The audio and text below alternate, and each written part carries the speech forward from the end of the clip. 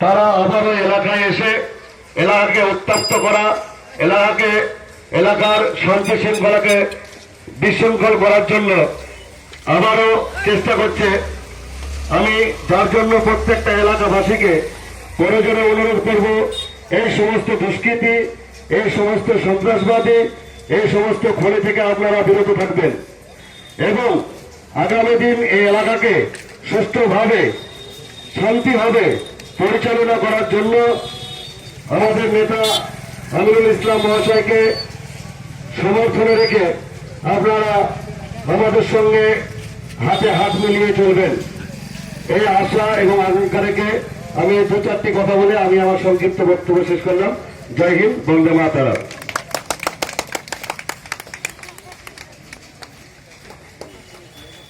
ধন্যবাদ মজিবরকে, খুব মূল্যবান বক্তব্য রেখেছেন।